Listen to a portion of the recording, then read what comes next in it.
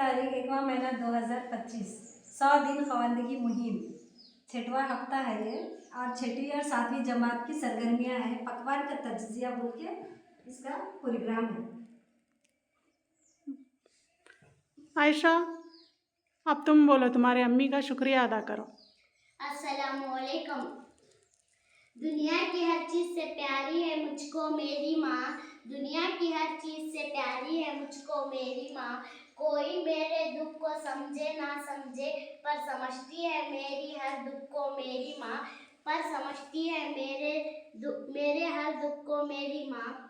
माँ, अक्सर आपको मैं थैंक यू नहीं बोल पाती हूँ हर इस चीज़ के लिए जो आप मेरे लिए करती हो। माँ, आपने बहुत ज़्यादा प्यार दिया है।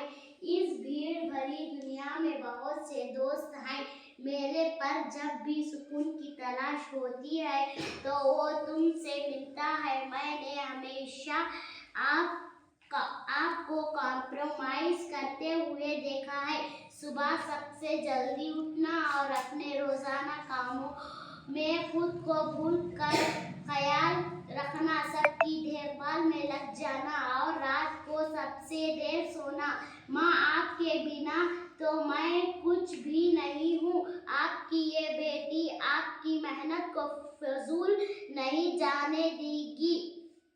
आपके लिए हर वो चीज़ करेंगी जो आप मुझसे करवाना चाहती हो। लव यू माँ, और आज के लिए भी बहुत बहुत शुक्रिया माँ।